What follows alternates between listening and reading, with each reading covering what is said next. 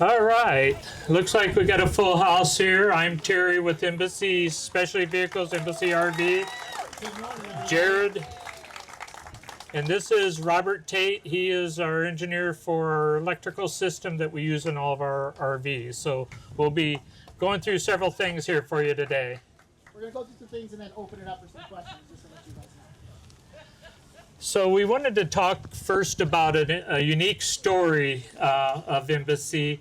You know, we have our camp out in June at a campground near Elkhart, Indiana, and we have the whole family of Embassy shows up for that. Well, we had two customers, a van apart, that had lost spouses, and were from different parts of the country.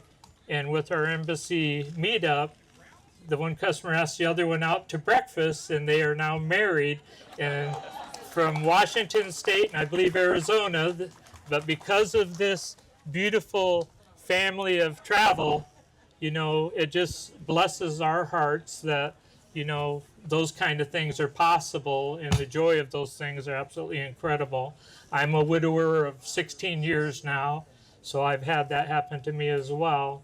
And I just wanted to share that story because it's such a beautiful thing that, you know, all this is about getting out and meet new people and meet new friends and having such a great time with these vehicles. And, you know, we have all kinds of wonderful stories that go along with that. So we wanted to share that with you, and we want to have questions, any questions you want to do. We're going to show you, we have this beautiful cart here to show you the electrical system that we teamed up with Mastervolt many years ago and helped create a complete system for RVs that is just an incredible powerhouse for the vehicles, and any questions on that we'll be able to answer as well. So Jared, do you have some input? No, we can just open it right up to questions if you guys want to. Yeah, so any questions you might have for us, or, you know, we have a lot of Embassy family here. Absolutely. I bet probably about half of this crowd probably. And it's been a pleasure meeting all of you. I know I've talked on the phone and email, so it's very nice to meet you all in person.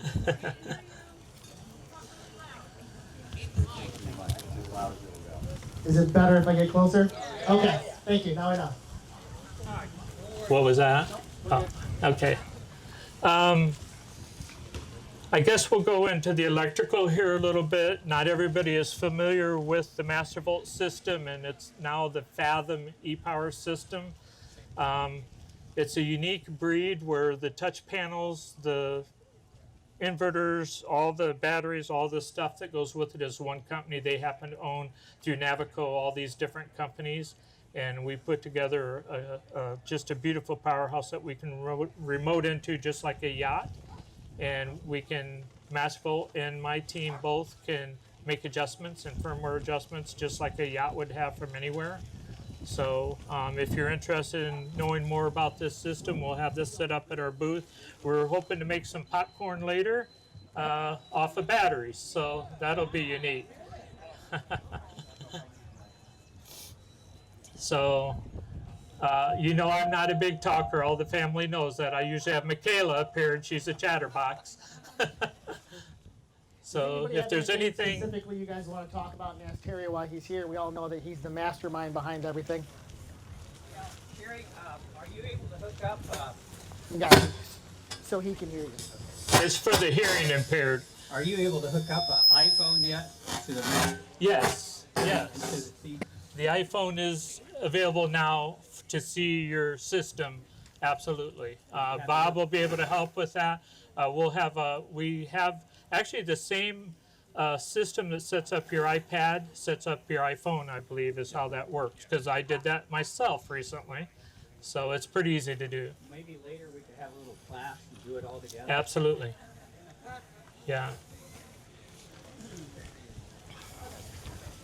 Is that for the transit also, the Yes. dolphin is? The beauty of the Fathom system, it's in all of the vehicles. It's very similar in the van as it is the Cape Cod. So yes.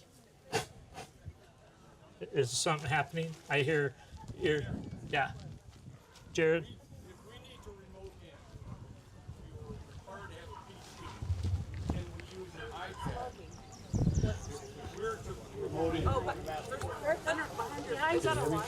The remote in is Microsoft based, not iPad.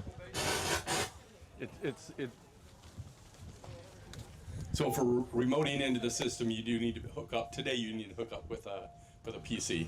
There are some people that can do an emulator on a Apple tablet as well, do an Windows emulator. A few people have done that. That's and beyond my pay grade. yeah, and in short order, you'll be able to do it. They're always with a working phone on as well. advancements Yeah. is the answer to that, but right now it's your Microsoft based. Yeah. Thank you. Okay. Jared? Oh, go ahead, back here, and then we'll be right to you. Yep, go ahead. Yeah, can that Fathom unit be installed in any other vans systems, or is it strictly an embassy? No, Fathom is going to be available or it is available for RVs all over the country and all over the world, basically. They are a worldwide company. They have more engineers support in Europe than they do even America. So they're big in the yachting industry. What kind of space-wise is it used in a van? If you want to come see our vehicles, we can show you that. But the system's right here, but it can package differently into the spaces. Nice, all right, thank you. Yeah, but you'll see it differently in both of our vehicles. And then we have the whole Embassy family over here in our rows. There's a lot of Embassy vehicles here. All right, we got one over here, Terry. Okay. How does the Fathom system different from what you've been putting in embassy vans for the past few years? It really isn't. It has a name now. It's the same system in the vans. Now, Jared, this nice lady here had a question. But yeah, it's just got a name now. It's the same system.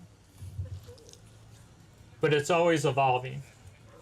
I'm planning to buy an embassy and don't have it yet, but I think you answered my question. I could come and see one of your bases. That's what I'm kind of right. That nice young man right next to you will give you a We tour. have an S and a Cape Cod over there that you guys can come look through, and we'll walk you through them. Okay. I have a question. Yes, Gene. You want to give him the mic?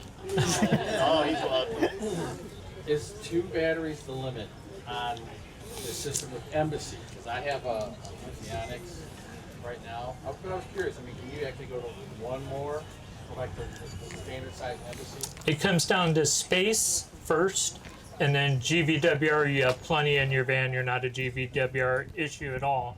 I believe when it left our building, you had about 2,200 pounds of carrying capacity. So it's not GVWR in your case. It's more about can you fit 3, but it's possible. I mean, we can go. There's no limit to how many batteries you want to put together. So you can scale it to whatever the van would work. We like to keep the cables similar in length, I Yeah. believe is one of the tricks to it. So we wouldn't, if we had a battery 10 feet away, we'd have to do all the cables 10 feet to make it charge evenly. But that's one of the tricks to it. But it's doable. I'm sorry, those are It's getting everything out of his brain. That's They're the hard part. 460s each on 12 volt. These are 24 volt probably. This is a 12 volt system, But yeah, but 12, 24, Nobody 48. can two draw. of them are 920 amp hour. Yes. Is that a plug-and-play system, and is that all one, and what does that cost? Just a comment.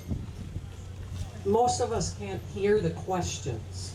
So who's ever, maybe Jared, when you hear the question, you could repeat it? Because we're kind of figuring out what the question is based on From the up here, Karen's you answer. can't hear it back there. Okay. And you can hear me, so those of you asking the question, just eat the mic. Actually, This is Sherry. I was going to ask the same question that Gene had, if it had different ability for like a 430, 920, what kind of sizes it came in. Typically, we're using a 460 per battery on 12 volt, and then it's just how many do you want. On a Embassy right now, we're using 2 460s married together as 920. The plug and play question, it's easily adaptable. So the beauty of this system is all the components of it are one company that works with us to marry those components together in different setups. they would have different lengths of cables that they do as a package to make that happen for the different vehicles here. That's really about the only change you would have, is how long are the cables to get to where you need to be. On Embassy, we have a set package where it comes in with all the harnesses and everything, and it's perfect lengths for what we do. Yeah. As far as Android phones, I was asked about that. Do you use those? So he's asking if you can use Android phones. So I do have a module that I'm demonstrating here. First time it's been demonstrated. So I have an engineering sample of a device so you can hook up any phone. So if you come by the embassy booth, I can show that to you. It's going to be available. I wish I had them here to be able to have Terry be able to give you guys or sell you guys or however that. But it'll be available in about a month. But I have one here to show you. So that's one of the great advantages to this team, is they have so many engineers all over the world and on this program that it's constantly evolving. And that's what Embassy does too, is we're not happy with what we do today. We're constantly trying to do better every vehicle we build, and that's, yes. So what I wanted to ask is maybe give you the opportunity to explain. We have been discussing online about lithium battery fires. One of the things that why I went with Embassy with the system that it's in it is because I'm a big boating guy. I like to go boating. If you've ever been on a boat, these systems are in boats. Boats don't sit still. They pound, they beat, they go upside down, everything else, you know. So I wanted to give you a chance to talk about why this system is able, and I unfortunately have been through, that's why I'm in this meeting, have been in a wreck where the van was totaled with this system in it, and the batteries were still intact from the accident. All the systems stayed intact. It was still functional. It's still functional, but the case didn't crack after the impact, all that stuff, and I think that's different than a lot of other systems that you can go put in. So from a safety standpoint, talk to us about the battery chemistry and how you make them that makes them so safe. You got hit by a big truck at a traffic light where you were stopped, and he was on his phone, never touches his brake, and it totaled the vehicle. Our cabinets went like this and sprung back again, but the refrigerator was crushed, so we could tell how much movement happened in that, but the electrical system still fired up and worked just fine. But it ended up going to auction, and it sold for $50,000 at auction as a totaled vehicle, which is incredible in itself. So. Yeah, clearly safety with any electrical system is paramount, right? I take the perspective when I'm putting a system together, nobody puts something like this in their vehicle because they want to show off their batteries. They want to be out underneath a beautiful tree and in the sun and camping and having fun and enjoying life. They're not there to go battering. They're not there to, so this needs to never be talked about.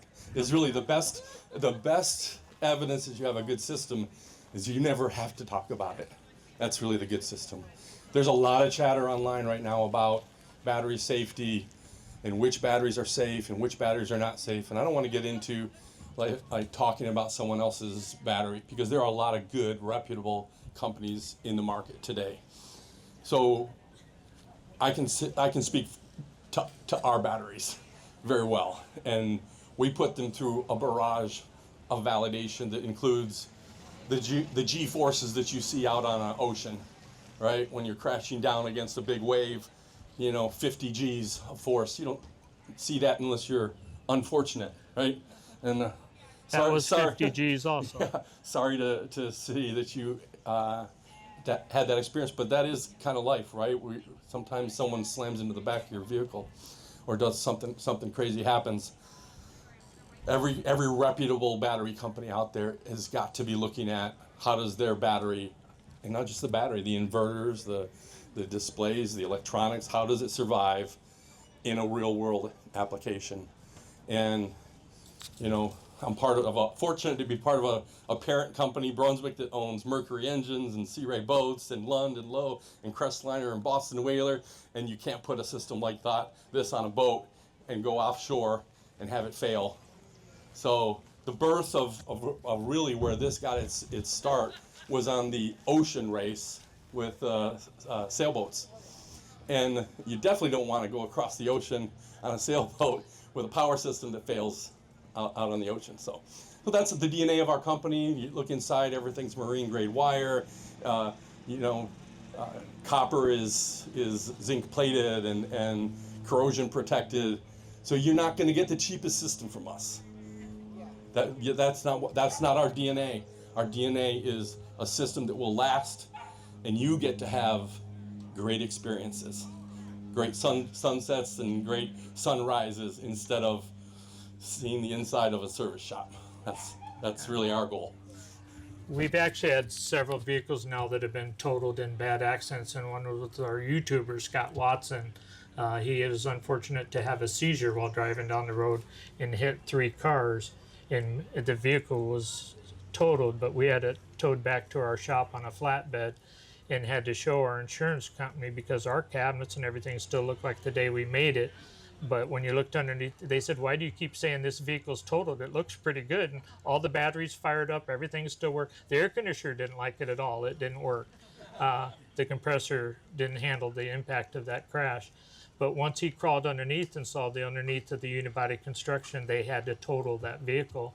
But that's why we work with marine companies both on our structure and on our electronics, is the marine industry has a much tighter stringency than the RV industry does on electronics.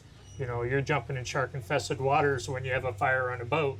You can get out of your vehicle in a car, so maybe it might be worth saying that I also have a great appreciation for the industry association in the RV world, the RVIA. They do a fabulous job of also helping van manufacturers build to standards that are going to survive. So we have to comply with both the RVIA and American Boat and Yacht Council, all those standards, and it helps us just be a better company and a better supplier.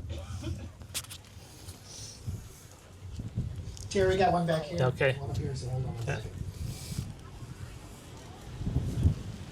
Hi Terry, I got 2 or 3 questions about the ozone purification system. First question is, does it matter if the water pump is on or off while you're using it? 2, there's a shutoff valve for the water underneath the sink. Does that need to be on or off? And lastly is, does it matter how much water is in the tank for the time to purify the water? Right. It does.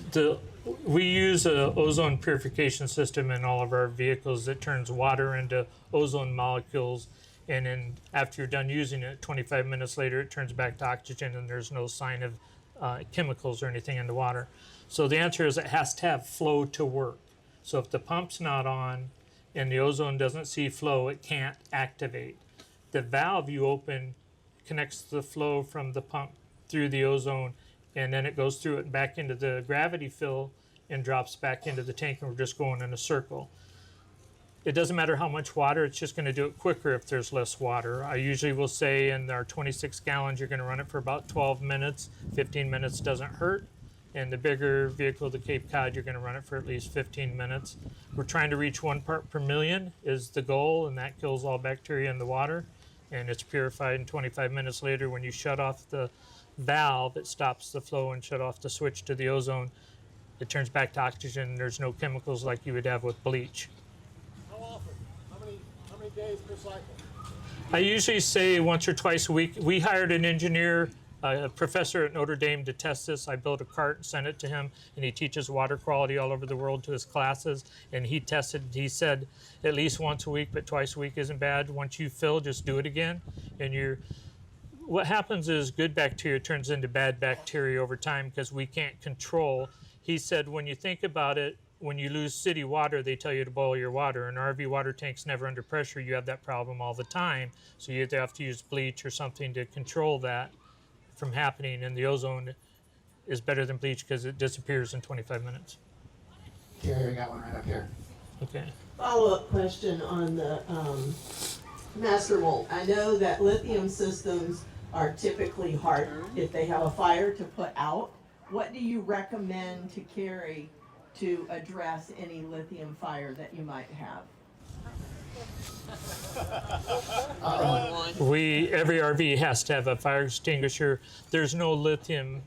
I mean, we have so many vehicles out there and they've been impacted. A fire isn't on our horizon.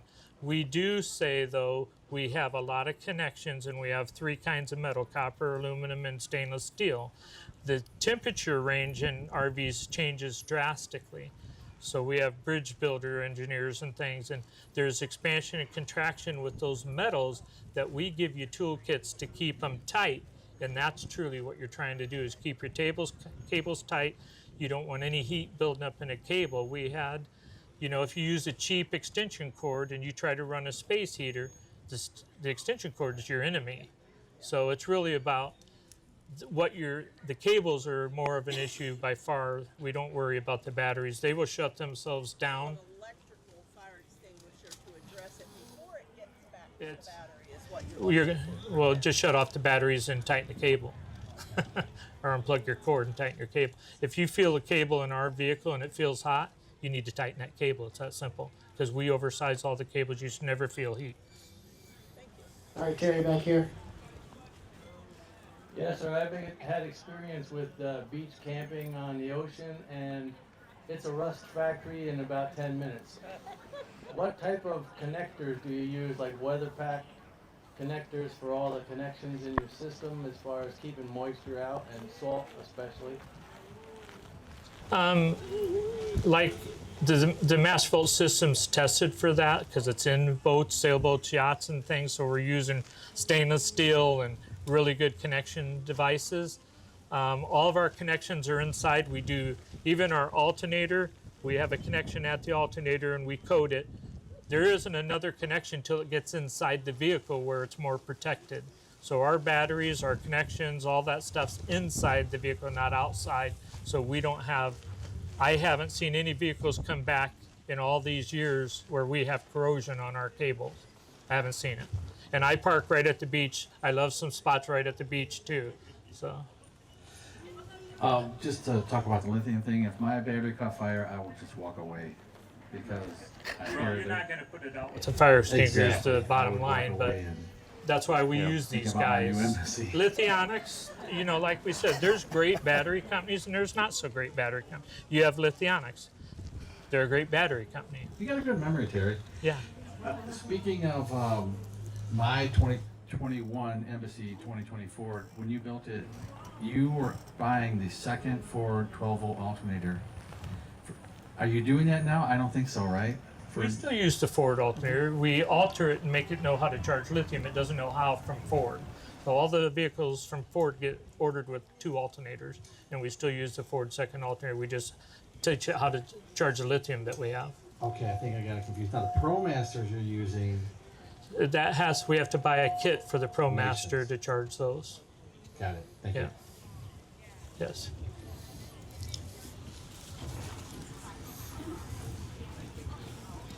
Morning, Terry. Hi.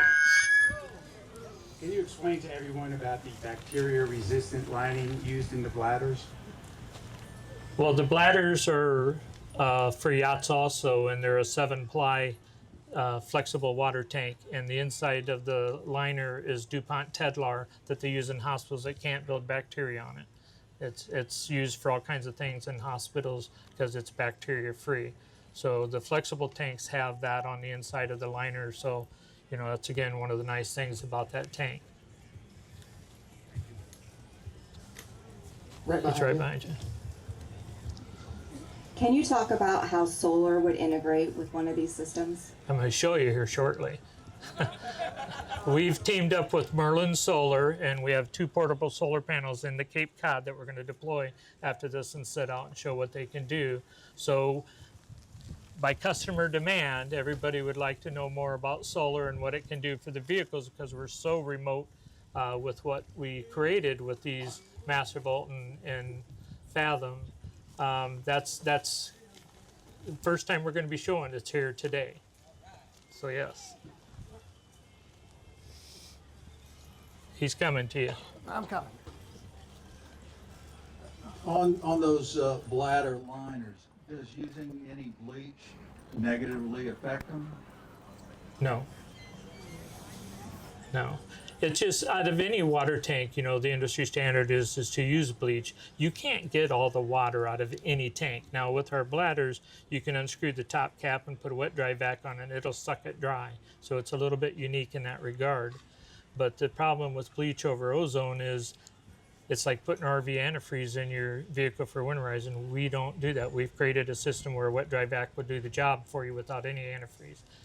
You can't get it all out because there's little areas where the drains and the pump things leave that little bit of water in it, and there's always that bleach in there that you have to deal with. With ozone, we don't have to deal with it.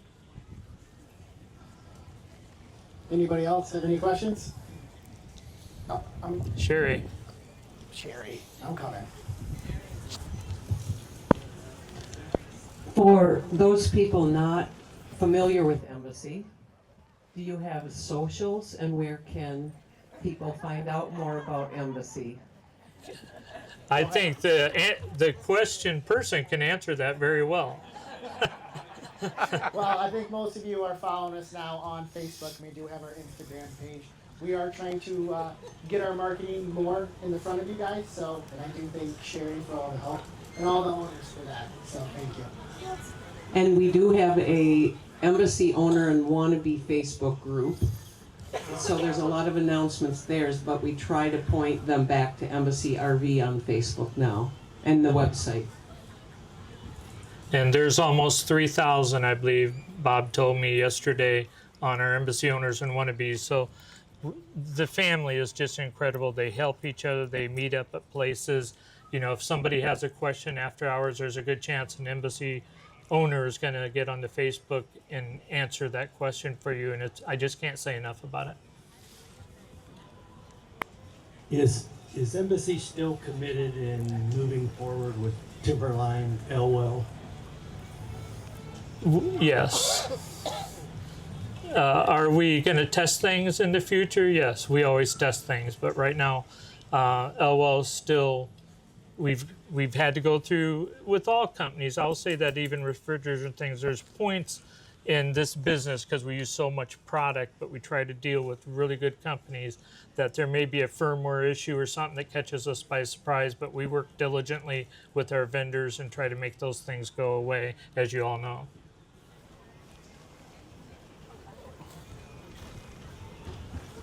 So what about the gray tank, the gray water tank, sanitizing that since it doesn't go through the ozonator? Honestly, you can use bleach and things in that. You usually will dilute it with some water when you pour it down and when you're driving, switching it around, but there's a lot of ways to do that. And that never comes back to you, so that doesn't really matter in that. You can sanitize it how you want, soapy water, different things. But, you know, if you're going to drain it, you know, we don't have a black tank, so it's just soapy water. If you use biodegradable soap in your gray tank, it's more friendly to the environment, so I always say that. But it doesn't hurt to put a little bit of bleach mixed with water and sanitize your gray tank, and that'd be for anything. Terry, we had a question back here. If somebody has an Embassy but doesn't have the master vault system in it, how could they go about getting that installed into their system? They would reach out to our service team, and then our engineers and stuff would evaluate that vehicle and create a package with Master Volt as a replacement to that. And that would be a Lithionics probably that was prior to the Master Volt system. Yep. I know you guys have more questions than this. Take advantage while Terry's got the mic. How long can we expect our batteries to last? It's about math, and Bob can help with that. When it comes to any battery system, if you're drawing 10 amps and you have a 100 amp hour battery, you got 10 hours. It's truly math. The better we treat the math and the better we make efficiencies in the RV, and the bigger the cables we use, and that's why we oversize all of our cables, because we're cheating the math. There's resistance in cables that affects the math. And the more resistance, the more it's going to take out of the battery to create that energy. So it just comes down to math. The bigger the battery bank, the longer it's going to run, and the better efficiency, the longer it's going to run. How many years or decades will the batteries last? I believe the batteries have a 3,800 life cycle, and they're still at 8% of their capacity. So He doesn't like that question. It's okay. So there are 3,800 cycles. That means if you take it below 50%, you've cycled it once. And you, at that point, you're still 80% of the battery capacity. When we see customers come back in with their vehicles 3, 4 months, a year later, we maybe see 3 or 4 cycles in 3 or 4 months, because we teach how to manage and keep it away from that cycle experience. And because we have so much amp hours, we can do that. So we don't expect these batteries to ever be replaced before the vehicle. You could probably take them and put them in another vehicle. They're that strong. And Bob's going to speak on that. Yeah, that's the question everyone asks. Number of cycles. What's a cycle? Right? Well, a cycle is all the way empty, all the way full. One cycle. Almost no one ever does that.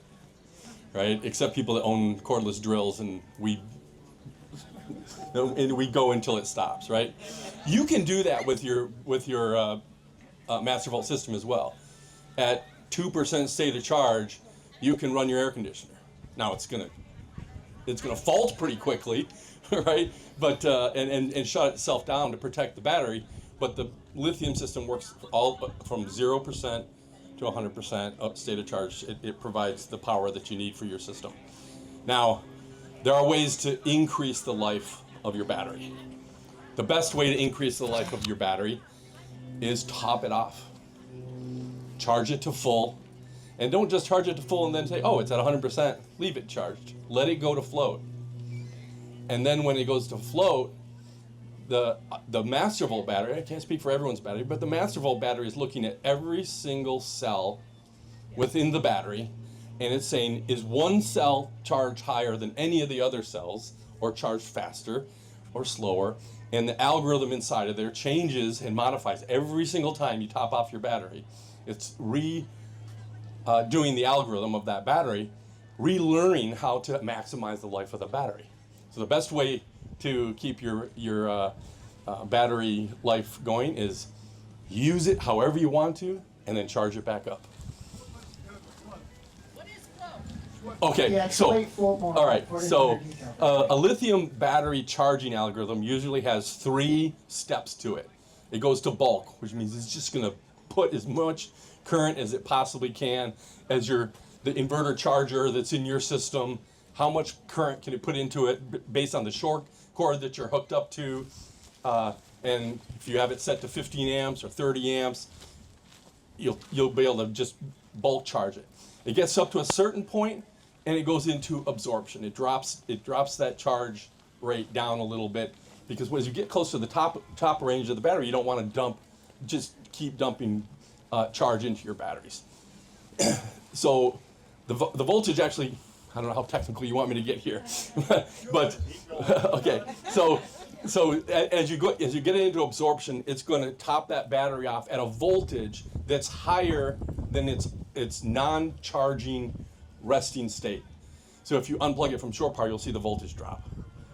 Okay, and it's doing that because it's providing power, enough voltage to every single cell within the battery to maximize each cell's ability to take charge. And then once it gets to really close to the top end of the charge, it goes into what's called float.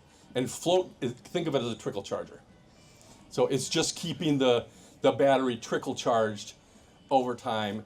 And I don't know everyone's chemistry, but for us, what that does is it allows the BMS, the battery management system that's inside the battery, to continually learn the chemistry, performance of every cell within the battery. But you say not to leave it charged to 100%. You say not to leave it charged. You tell them not to charge to 100%? No. We say we want you to plug in your cord at least once or twice a month to achieve that 100%, plus at least 5 hours to get all your cells to that 100%. I thought you said leave it at 80%, not 100. Oh, he's talking about more storage. So,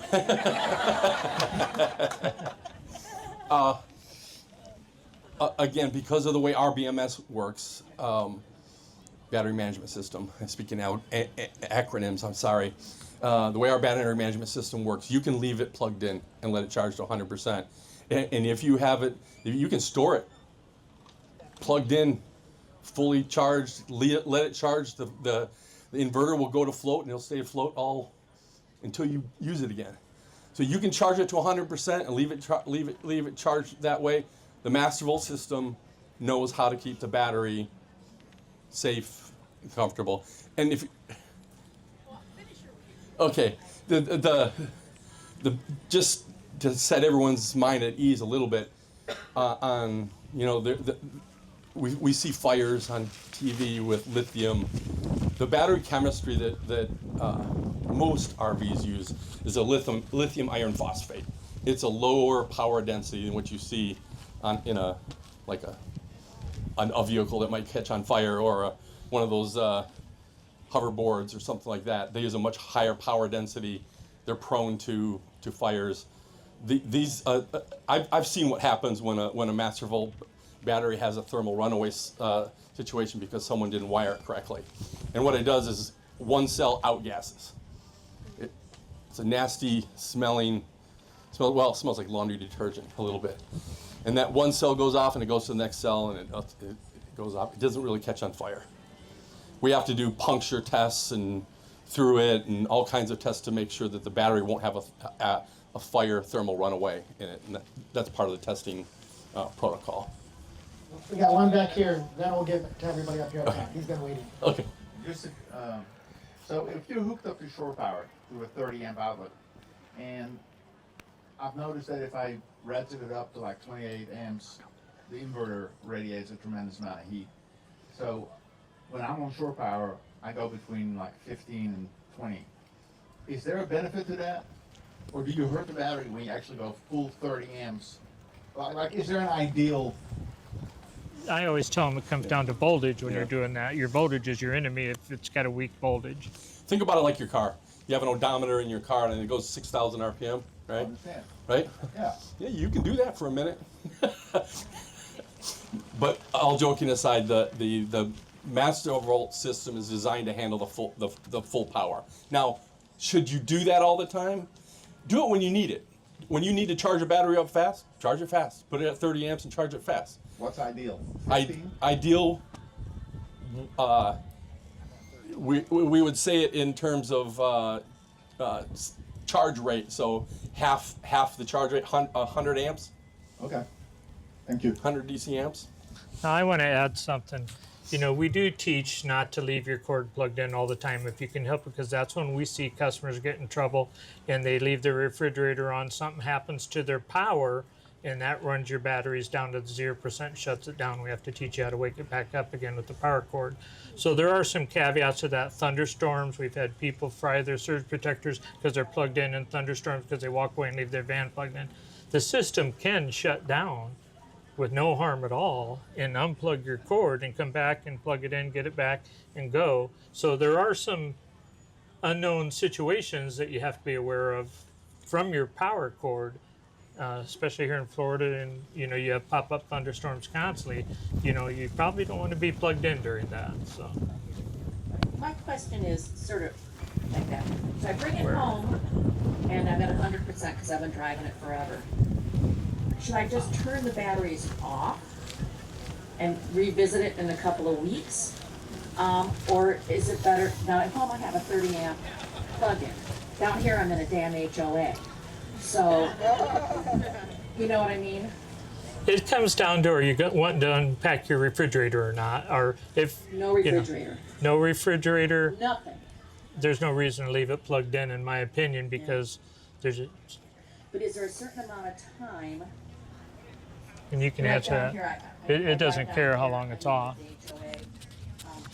A month later, should I make sure I drive it? If there's, say, 80% when they shut it off, there's no real. So if there's no power draw from the batteries, the lithium iron phosphate battery will self-deplete at about 3 to 5% per month. So it would take you 6 months to a year for you, if you were topped off when you shut it down for it to even get to half state of charge.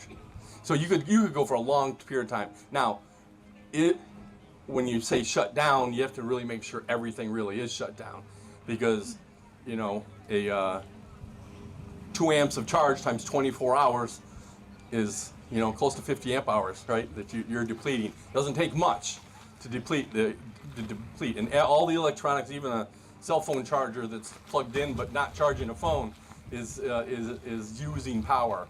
So the safest way is shut it, turn the. There's no problem with shutting it off and turning it back on. The danger is getting it down below 20%. And the batteries are designed to protect themselves. So if the battery gets to a condition where it's low, so it goes through a stage: low capacity, ultra low capacity, and then battery protection. If it gets to the point where it gets to battery protection, and it's below the usable limit of the battery, there's still a reserve there to protect the battery. It'll turn itself off. Now, you don't want to get into that condition. It's better to not do. It's better to shut it off yourself than to have the battery get depleted so far that it says, "Sorry, someone wasn't watching." And there is a time period once that happens that we need to get it plugged in and get it recharged, because it's still thinking. So we have learned that. So you want to be aware of that as well. Back here. Right here. What, you want to? Okay. Okay. Let me follow up. I live in a condo association. I can't plug in. I do have the beauty of being on a public road, so I park probably about 50 yards away. So what I do in November, I shut the battery down, shut it off. If I want to go for a joyride, I'll go out there, but I'll turn the battery back on. But for the most part, it just sits there for 2, 3, maybe a month. 2, 3 weeks, maybe a month. That's okay. Yeah, no problem. And then I turn it back on. Okay. Here's the question I'm asking. It seems like the industry is each year the amp hours is increasing. You're offering 1,000 or 1,500 amp hours. You're settling on, Embassy is settled on 920. Explain to us why 920 works for Embassy. You don't need the extra amp hours. 920 is a lot of amp hours in an RV. There's not too many that are above 920. Even though they might not need it, they feel like they need more. You're still, even if you did 1,200 amp hours, in a surgical we do 16, we're getting ready to do 1,800 amp hours to run a surgical instrument repair vehicle all day long and not use a 7,000 watt generator. So we can put what we want to achieve a goal.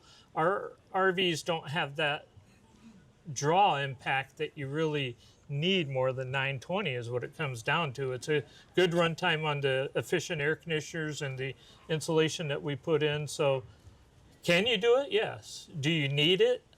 I would probably say no. With more amp hours takes longer charge times and better cord power, better volts from your cord. There's all kinds of scenarios that's going to make that a factor. Your alternator is going to work harder to charge longer to do those amp hours too. So there's a lot of factors that are involved in that. Yeah, I would say that the other thing that's really helped the industry recently is the air conditioners are getting so much more efficient. Like if you roll back even 5 years ago, you're 180 amps to run an air conditioner on the roof of a B-size van, and now the current draw can be much less than that, and so you just don't need as much battery power. So from the person selling the battery, I'm like, yeah, put more. But the truth is, with good insulation like they have in theirs, use cases where you're not just leaving the door open and running the air conditioner, smart use cases. Put it in the shade if you don't have solar. Keep it out of the shade if you do have solar. Face it into the wind if you have an alternator that you want to run, so the wind keeps the alternator cool. There's little things you can do to maximize the performance of the vehicle and then minimize how much battery power you have to have. Okay. I'm next. My name's Bob, but I spell it backwards. You're next. One thing we didn't discuss, I live in Northwest Ohio, it gets really cold. And I went out one winter day to get the van ready to go, and it wouldn't charge. It was about, 20 degrees in the van. So I'm panicking a little bit. It's not working anymore. I called Terry. He goes, "We got to warm those batteries up first." So that's something we didn't talk about yet because I live in the cold. We had a customer call us a year ago, February, and their batteries wouldn't charge. And I said, well, try this, this, and this. And they called me the next day and said they're still not charging. I said, well, how cold is it? They said it was 17 below zero last night and it's 20 below zero tonight. And they were in Canada. They didn't tell me that originally. So we opened up the cabinet door in the kitchen and ran the hydronic heater. You open up the pantry door in ours and it blew the heat right in on the batteries. In an hour at 20 below zero, we warmed the batteries up to a point which I believe has to be 32 degrees. I think We like 38. Yeah. 38 degrees is the point we'd like to get the cells. So it isn't the case, it's the cells. You have to get to a temperature that they, and that's your cell phone. I tested after learning that. I put my cordless drill battery out in the garage and took it back in. It won't charge either. All lithium batteries like to be a certain temperature before they'll charge.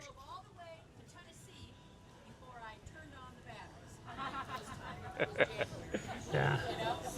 So our batteries are inside and they can be heated from the system. They're not outside in the weather. So we're tested to 20 below zero now.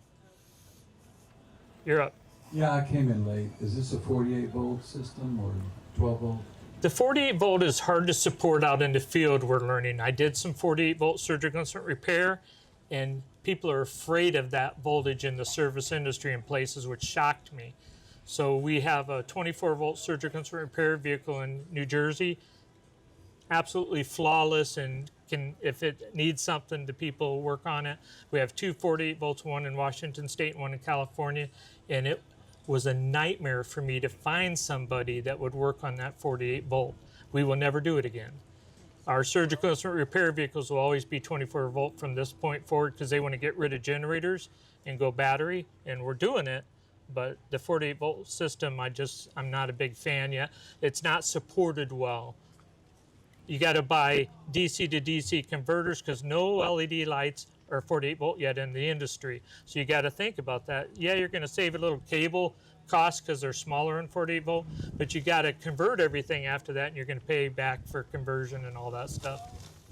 Terry back here. Yeah. Hi, Terry. I'm RJ from Wapakoneta, Ohio. Shout out to Bob and the Dover Foxcroft, Maine. I left 3 weeks ago. It was -15 for 10 days. So this is a heat wave for me down here. My concern is having continuous cold and not being able to get those batteries up to a temperature while you're traveling or while the unit is just sitting. So do I pull the batteries and bring them inside? No. No. Or just turn them off? Just shut them down, and when you're ready, I'd say maybe a couple of days before you're getting ready to go, do a heat source, whether it's the gasoline-fired heater or whether, if it's a space heater, I'm going to add, because somebody did this wrong recently and used an old, cheap extension cord and started their vehicle on fire because the cord was bad. So if you're going to use a space heater, use a good quality 12 gauge cord, and if it feels hot, don't use it. And the space heater can keep the vehicle 40 degrees inside. In a couple of days, you're going to be able to take off and you're going to be fine. So, but is there any degradation to the actual efficiencies of the battery by being exposed to such negative conditions and then heated back up and then back down? And I mean, that's a big temperature range. The easiest way to say that is lithium stays lithium. The chemistry stays the chemistry. It's just you want to bring it up to a point where it can receive charge and give charge before you try to use it. Yeah. You would take more risk by pulling the batteries out and putting them back in, and then potentially not torquing down a battery cable correctly, and then that becomes a spot in a potential place where there could be a problem. And it's best just to leave it torqued by the factory. we make the vehicles very serviceable. We made the batteries not so easy to take out. There's a reason for that. Terry, we got time for one more question. Yeah. Right here. Is there any advantage to cutting the water off and the inverter off, or we're sitting here like this. The inverter draws 3 amps to be on. So if you're not using 120 volt power, which is your TV, your microwave, your receptacles, and sometimes there's one more thing in there, you don't need to burn up that 3 amps of power. So the inverter just to be on draws 3 amps, which is very low for inverters. A lot of them are 4 and 5. So yes, turn your inverter off. Other than that, that's about it. The water doesn't matter. You don't need to shut your batteries down while you're here doing this. Just shut your inverter off if you're not using it. The water pump. The water pump? Yeah, it does. It's not going to do anything unless you use water. You can have the switch on the water pump, and it's doing nothing until it loses pressure, and then it pumps up. That's 12 volt directly from the battery. I don't even think it shows up on the screen as a draw. Yeah. I'm coming over to you. Can you just address the solar panels? Like, I think it's analogous to like the second alternator and sort of doing trickle charge to your batteries. Solar panels on the vans are going to be more for, you know, if you want to just maintain the vehicle while it's on for some reason because you're getting ready to go and that kind of stuff.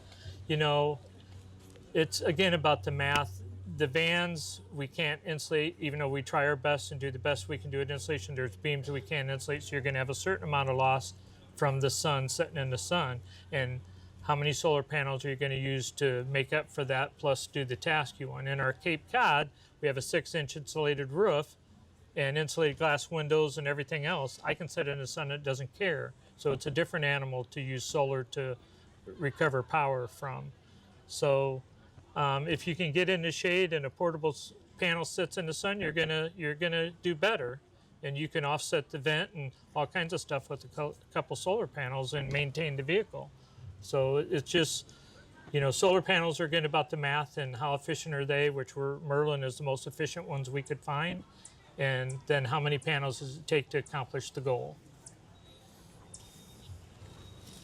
Terry, we do have a couple minutes left, and she did have a question, which I was going to have you lead into. Okay. So why don't you tell Susan, you didn't want to ask the question? She was going to, but why don't you tell them about some of the things that we're working on, that we talked about on the live with Scott, and what is getting you excited right now, especially on the Cape Cod projects and the minis that we've been talking about. I get in trouble a lot on this. I will be quite honest. You can get a few details out.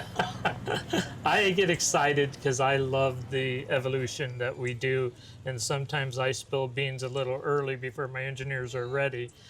So, you know, I can just say we're always working on stuff. We just love this lifestyle and this family and everything about it, and the future of Embassy relies on our ability to listen and evolve constantly, and we do that weekly, and we're always working on new projects. So when we get them done, and we're testing projects as we speak here that I still can't talk about, but when they're fully tested and we see that it is something that we're going to do, we'll release that and we'll let everybody know.